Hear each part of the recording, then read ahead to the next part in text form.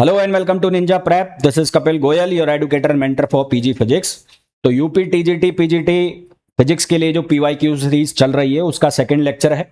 इस लेक्चर के अंदर काफी सारे क्वेश्चंस हम डिस्कस करेंगे। क्वेश्चंस फॉर्मूला बेस्ड भी होंगे, कुछ न्यूमेरिकल भी होंगे, ओवरऑल आसानी होंगे।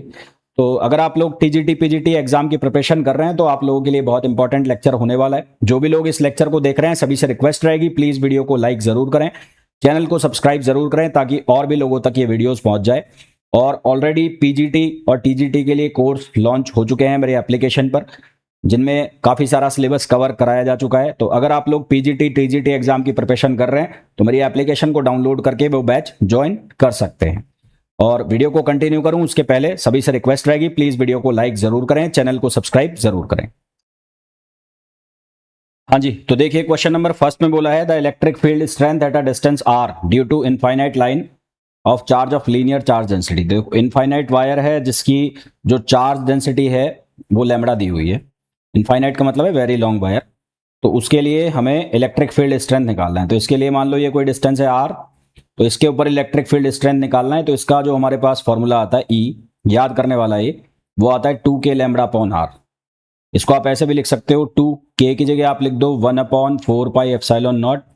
यहाँ लैम्बडा एज इट इज है, आर ये परपेंडिकुलर डिस्टेंस है। तो इसको जब आप सिंप्लीफाई करोगे तो ये बन जाएगा 2 पाई एप्सिलॉन नॉट आर। ध्यान रहे जो आर है ये परपेंडिकुलर डिस्टेंस होती है, ठीक है।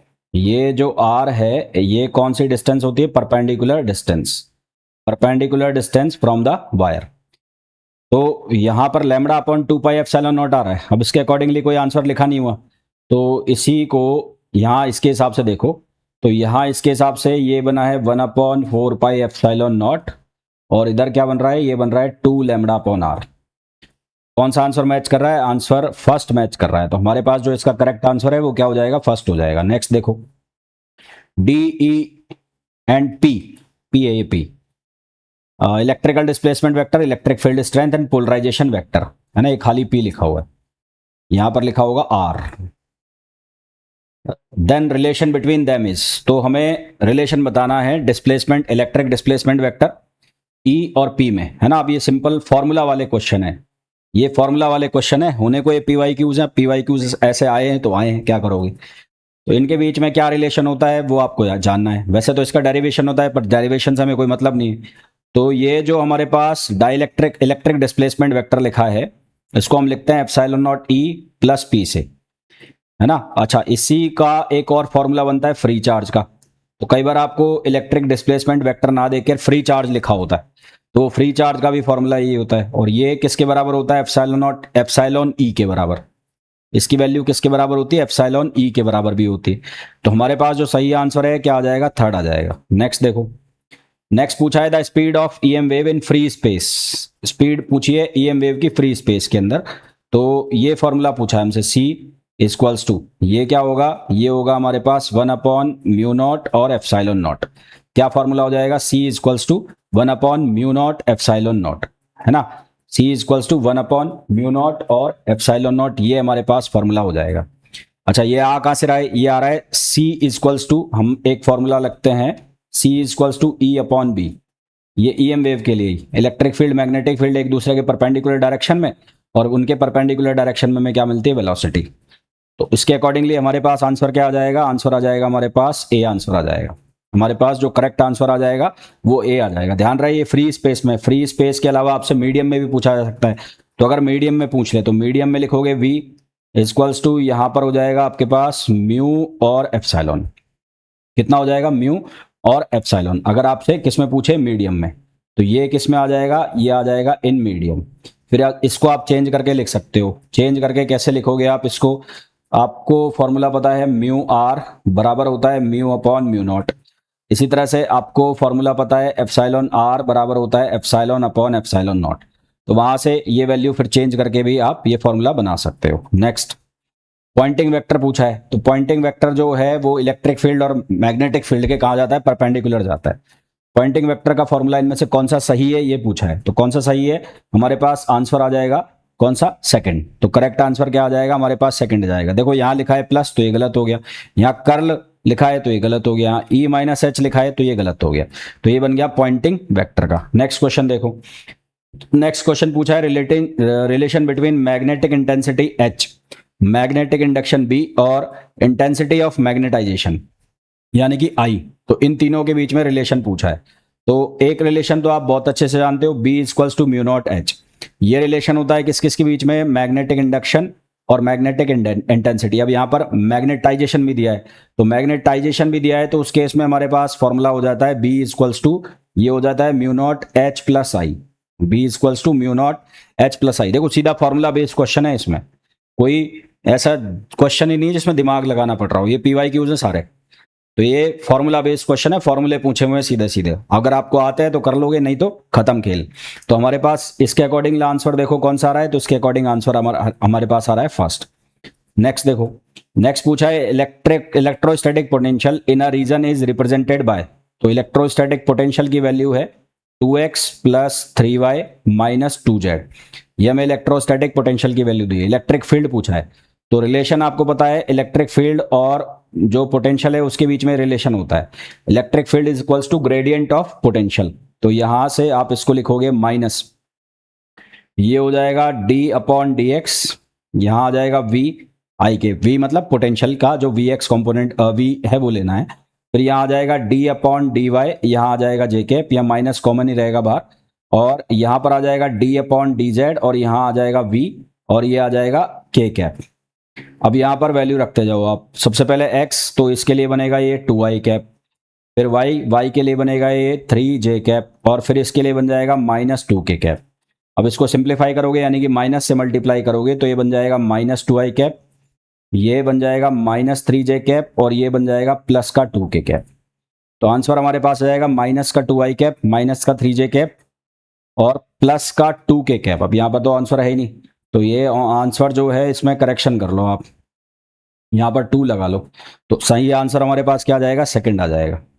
ठीक है, सही आंसर क्या आ जाएगा, सेकंड आ जाएगा। Next, which of the following is Ampere's law, इनमें से कौन सा हमारे पास एम्पियर्स लॉ है। तो ये वाला जो लिखा है ये है मैग्नेटोस्टैटिक्स लॉ, है ना। तो ये मैग्नेटोस्टैटिक्स लॉ है, हमें पूछा है एम्पियर्स लॉ इसमें से कौन सा है।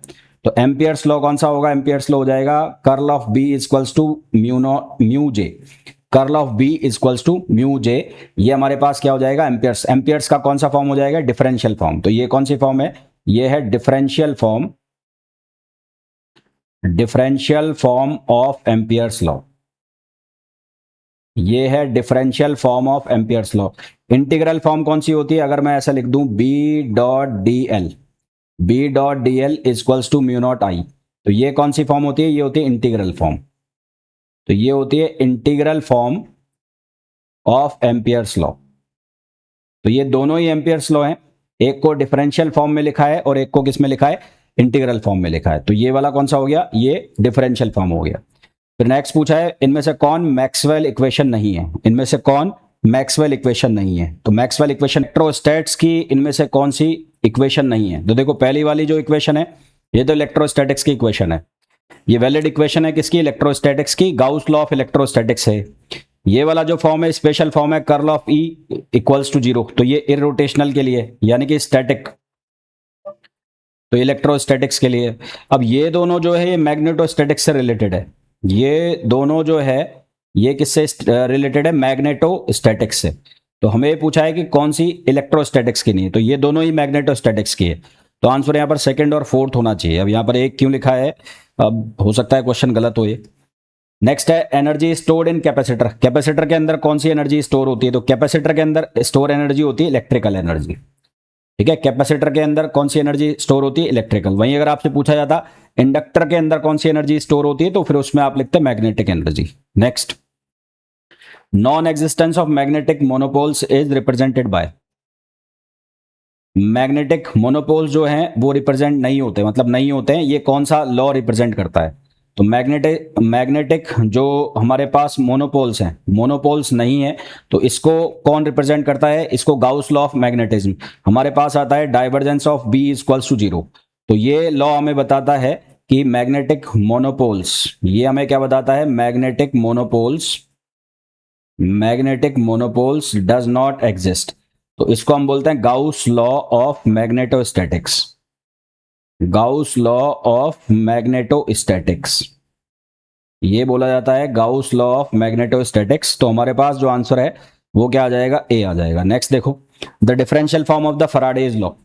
फैराडेज लॉ का डिफरेंशियल फॉर्म बताना है। तो डिफरेंशियल इक्वेशन जो है फैराडेज लॉ की, वो होती है curl of E. Curl of E is equals to, ये होता है minus D B upon D T. Curl of E is equals to क्या होता है, minus D B upon D T. यहां पर ये सही करो, ये गलत लिखा हुआ है। Curl of E is equals to minus D B upon D T. तो ये डिफरेंशियल फॉर्म होती है फैराडेज लॉ की। तो ये है differential form of Faraday's law. और अगर मैं बात करूं इलेक्ट्रोस्टैटिक्स की, तो फॉर इलेक्ट्रोस्टैटिक्स, इलेक्ट्रोस्टैटिक्स के केस में del B upon del T क्या हो जाएगा, जीरो। तो यहां पर बन जाएगा curl of E is equals to zero. ये जो इक्वेशन है ये किसके लिए लिखी है, ये लिखी है इलेक्ट्रोडायनेमिक्स के लिए। ये जो इक्वेशन है ये किसके लिए लिखी है, इलेक्ट्रोडायनेमिक्स के लिए। तो सही आंसर हमारे पास क्या आ जाएगा, ये थर्ड आ जाएगा। Next, electromagnetic waves propagate through a linear homogeneous medium at the speed equals to. अब यहाँ पर स्पीड जो मैंने आपको बताया था ऑलरेडी, मीडियम में पूछ लिया। तो अगर हम वैक्यूम के लिए लिखें तो वैक्यूम के लिए लिखते हैं हम इसको ऐसा, म्यू नॉट एप्सिलॉन नॉट। ये तो हो गया किसमें, वैक्यूम में। अगर हम मीडियम में लिखें तो मीडियम में हमारे पास बन जाता है वन अपॉन, ये हो जाएगा म्यू एप्सिलॉन। तो ये आ गया किसमें, मीडियम में। ये आ गया किसमें, मीडियम में। अच्छा, अब कई बार आपसे रिफ्रैक्टिव इंडेक्स निकलवा लिया जाता है, रिफ्रैक्टिव इंडेक्स। तो रिफ्रैक्टिव इंडेक्स कैसे निकालोगे, सी अपॉन वी। तो यहां से ये सी अपॉन वी निकालोगे तो ये हो जाएगा अंडर रूट, ये हो जाएगा म्यू एप्सिलॉन अपॉन, ये हो जाएगा म्यू नॉट एप्सिलॉन नॉट। और मैंने आपको बताया था mu upon mu nought mu R, E upon epsilon upon epsilon nought epsilon R. तो रिफ्रैक्टिव इंडेक्स का फॉर्मूला हमारे पास बन जाता है, ये बन जाता है म्यू आर और एप्सिलॉन आर। तो ये क्वेश्चन भी काफी बार पूछा जाता है। तो हमें खैर इसमें तो पूछा है मीडियम की वेलोसिटी, तो आंसर तो ए आ जाएगा।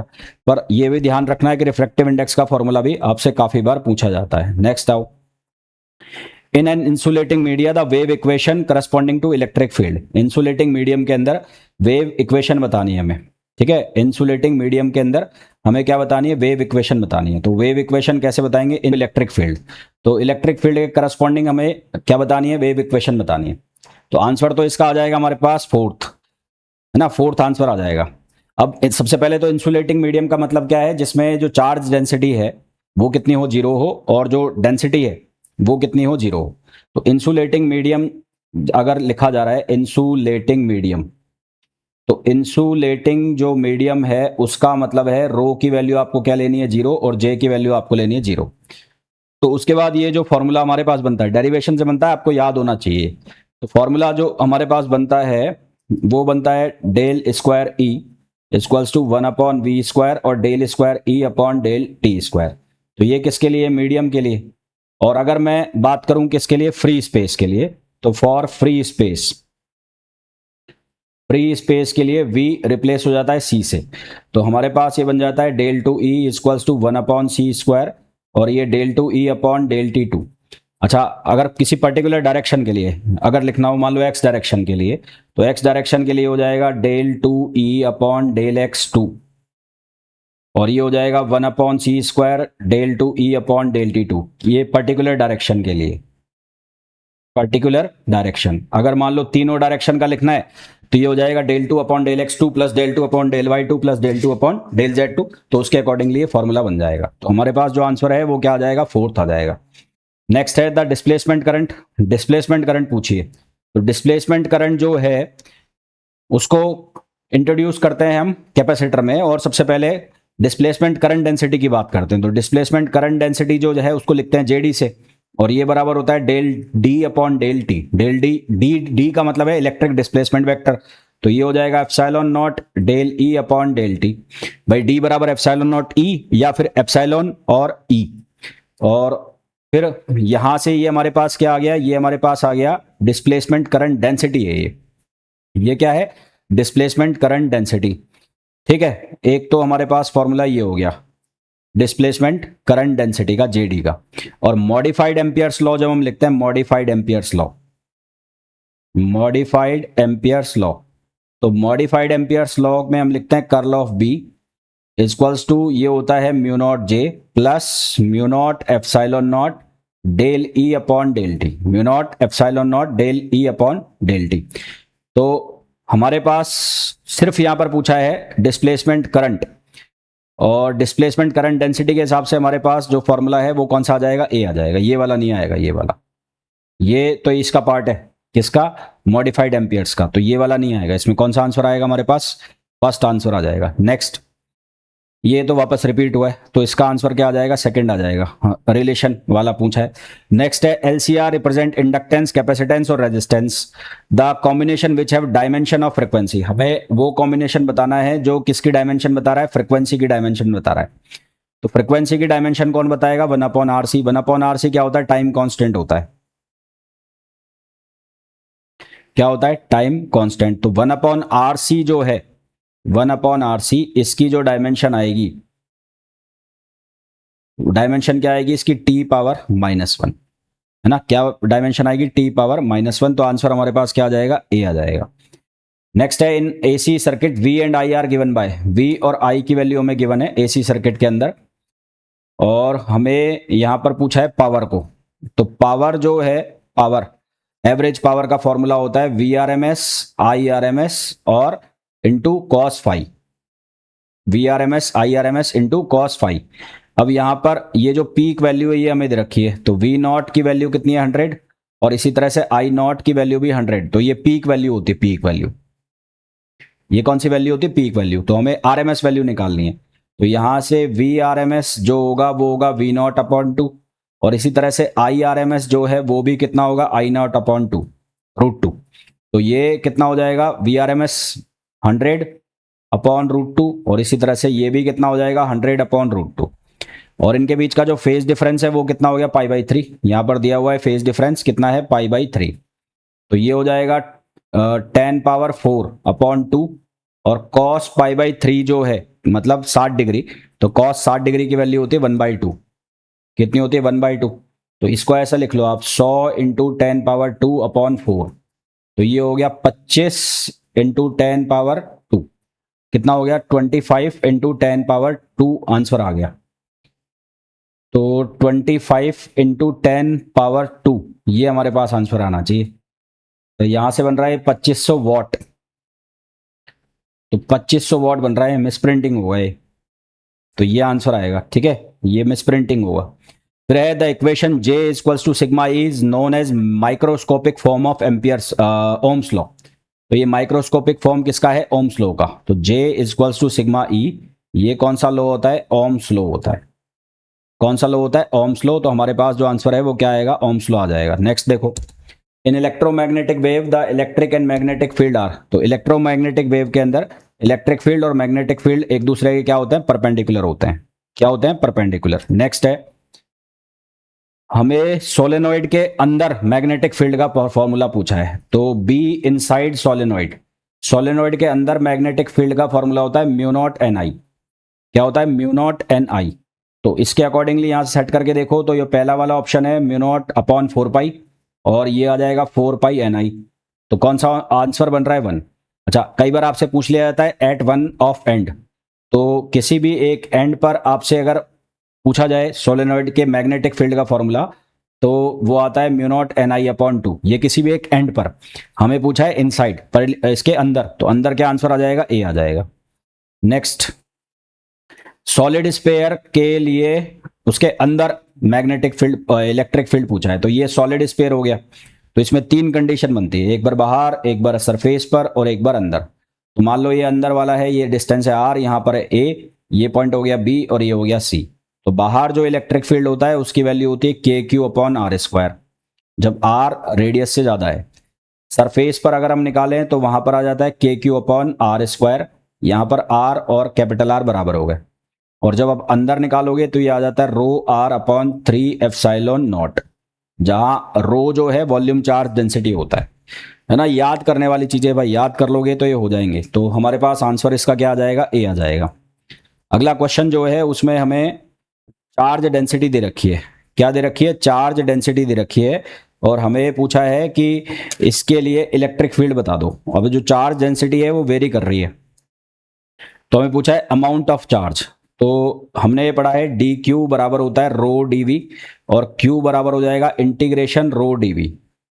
तो स्पेरिकल सिमेट्रिक चार्ज डिस्ट्रीब्यूशन है, तो ये स्पेयर हो गया जिसकी रेडियस है आर, और for R less than equals to R जो है उसके लिए ये चार्ज है, और इससे बाहर जाते ही जो चार्ज है उसकी वैल्यू क्या है, जीरो है। तो यहाँ जो बाहर है, बाहर चार्ज क्या है, जीरो है, और जो अंदर है वहां पर चार्ज की वैल्यू दे रखी है। तो इसका इंटीग्रेशन जब आप करोगे तो इसको दो पार्ट में बांट दोगे, एक तो जीरो से आर रो डी वी, और एक हो जाएगा आर से इनफाइनाइट और रो डी वी।